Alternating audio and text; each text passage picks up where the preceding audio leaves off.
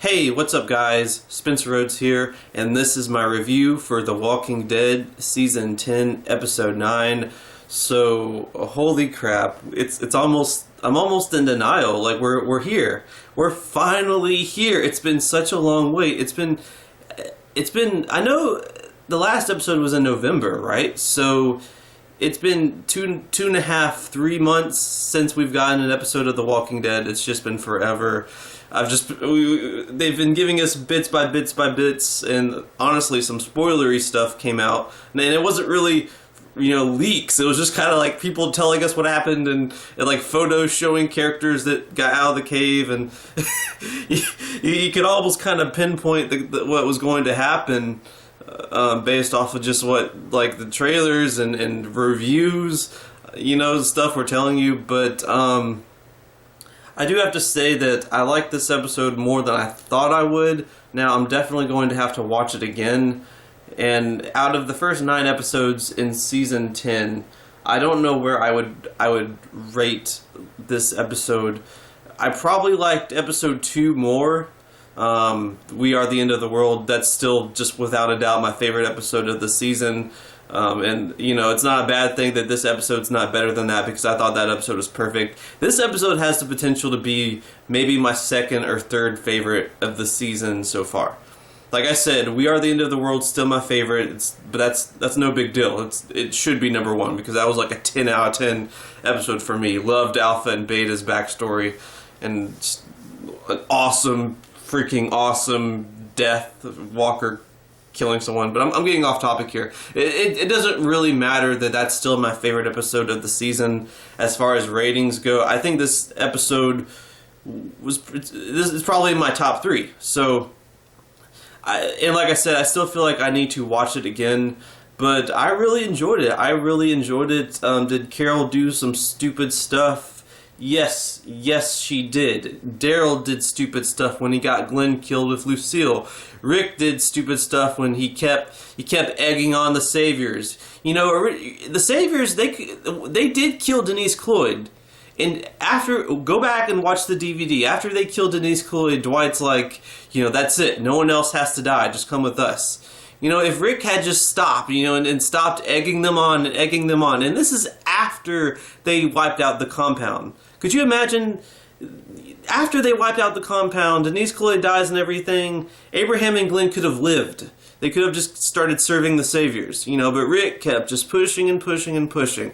So yeah, these main characters, Rick, Daryl, Carol, they do stupid stuff, But one thing I did like was that I felt like Carol was kind of in character in this episode. One thing I liked about this episode was that I felt like, as opposed to most of the first half where it just seemed like there was a lot of filler, they dragged out that stupid water sickness crap for forever, it felt like.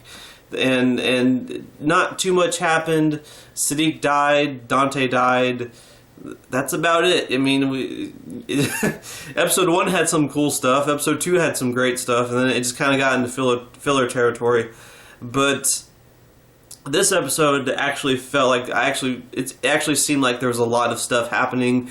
The stuff with Negan telling them there's a spy, and Alpha and Negan sleeping together. Like, this episode, it didn't waste any time. It didn't drag out anything. It just kept going and going and going and moving and moving and moving, because I think it had so much going on in this episode that it didn't have time to have filler, to be slow. So I like that about it. I just felt like this episode actually had a lot going on. That was probably one of my biggest criticisms of 10A, was that I felt like 10A just didn't have very much going on. I'm okay with the Whisper War not starting right away and like developing these characters before killing them, but it just didn't seem like there's much going on in 10A, So for this episode, after almost a 3-month wait, it actually felt like it felt compact and there's a lot of stuff happening.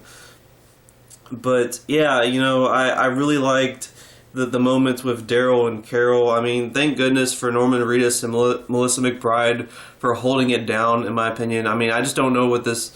I don't think we could handle losing Daryl and Carol. We've lost too many old characters. I think if we lost Daryl or Carol, or especially Daryl and Carol, it would just like cripple the show in a way.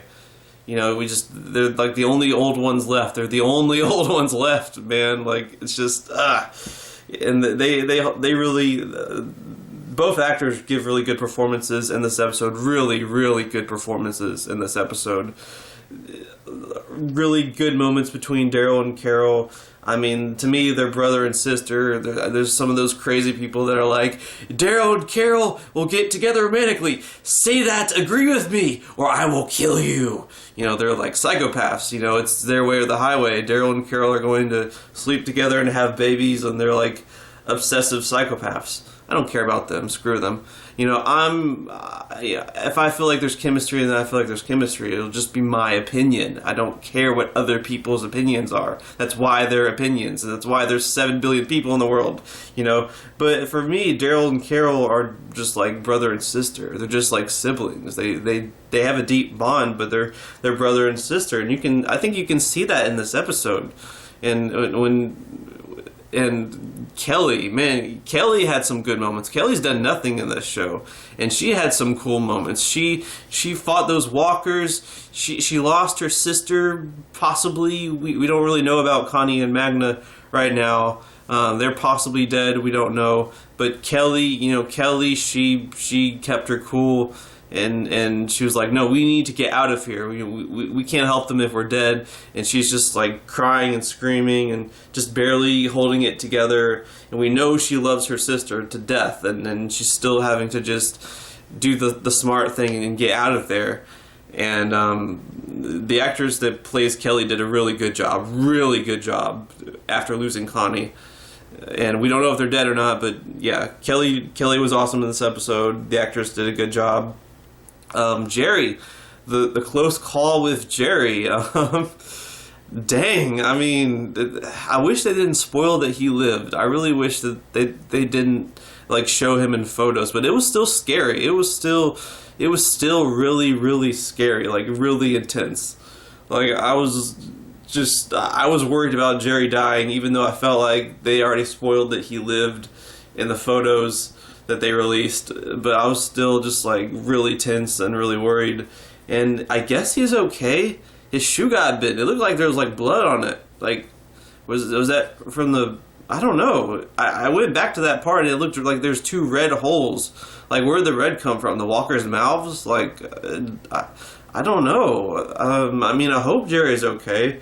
But they said, I think it was Kelly that said that the bites didn't go through to his foot. So, like, why would she lie? It doesn't help anyone to lie, Like, if they're bitten, they're bitten. Okay, we can deal with that later, but, like, don't lie. That's, I don't know. I don't know. I hope Jerry's not a Carl. I really, really hope Jerry's not a Carl. I mean, geez. He might be okay. I don't know. We'll see.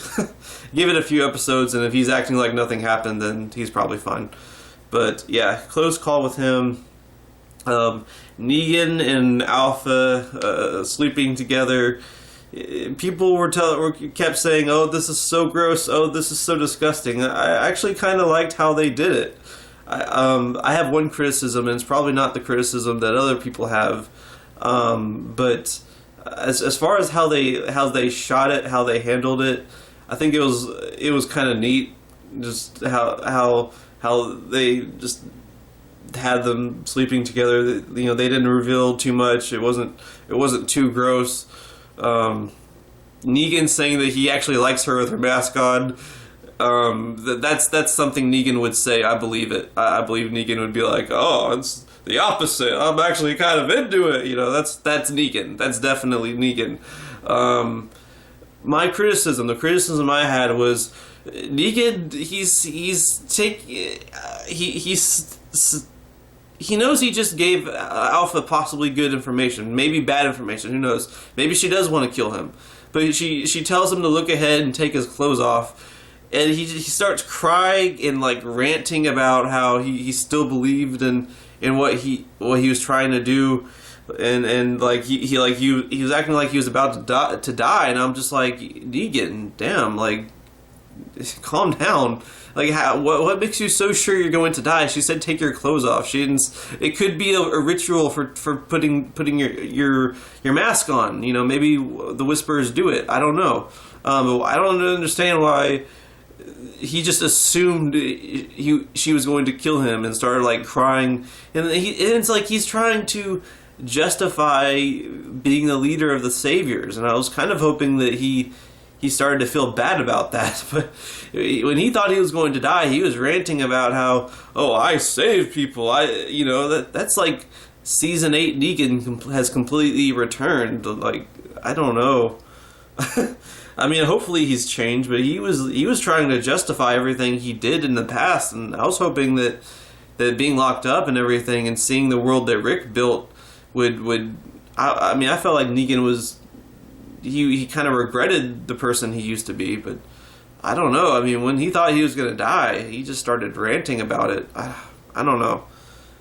So I didn't like that moment, but after that, once he realized he was going to bang her, that he acted like Negan. He was like, "Oh, okay, it's been a while, is this a praying mantis situation?" Again, that's another good Negan line. I think that was a good line for Negan. But yeah, this was a pretty good episode. I'm excited for episode 10 with Connie and Magna. I don't know if they're dead or not. I mean, yeah, I don't know if they're dead or not. I feel like they could be dead, but maybe they're alive, but maybe they're injured. Maybe one of them loses like an arm or an eye or something. Maybe one of them dies, one of them lives. I hope we don't have to wait too long to find out. I hope we find out like episode 10 or episode 11 if they're dead or not, because I don't want to wait weeks and weeks and weeks to find out if Magna and Connie are alive or not. But overall, I like this episode a little bit more than I thought I would. I'll have to watch it again because it's just like one of those first impression sort of things where I feel like I need to watch it a second time before I really come to like a true opinion. But as far as first impressions go, I liked it. I thought it was a good episode. I thought it's probably one of the better episodes of season 10 because 10A was just so kind of fillery and just kind of dragged things around. So yeah, overall, this was a pretty good episode. I liked it more than I thought I would. I am really excited for the next 7. I hope they're not disappointing. I hope most of them are pretty good and the things kind of get more and more crazy and exciting. But we'll see. We still have the Michonne episode to look forward to. Princess, maybe more of the Commonwealth. Ezekiel might find out he can live. The woman on the radio Eugene's talking to, she's been casted. So there's still we could get the beginning of the Whisperer War. Maybe the last few episodes of season 10 are the beginning of the Whisperer War. Maybe some people die at the end of season 10 because of the beginning of the Whisperer War. So there is hope. There is hope for the rest of 10B to be really crazy. So we'll see. But I'm hoping it ends up being really good. I did like this episode, so I have high hopes for the rest of season 10 to pull through and for 10B to kind of make up for 10A a little bit. So we'll see. But yeah, anyway, that's pretty much my review. So let me know what you think in the comments below. And as always, don't be shy. Hit that like and subscribe. I'm not going anywhere. I make 1 to 2 Walking Dead videos per day. So please hit that subscribe button. Right now we are at 761 subscribers. My goal is to try to get to 800 in the next few months. So just remember, every subscriber counts, every bit of support matters, and is very, very appreciated. Hopefully we will get to that goal of 800, and we're almost there. 39 more subscribers, 39 more people hitting that subscribe button, and we will be at that 800 milestone. So we're almost there. We're getting some really good progress. So really, really excited for that. But yeah, with all that said, I'm Spencer Rhodes, and I will see you guys later. Bye.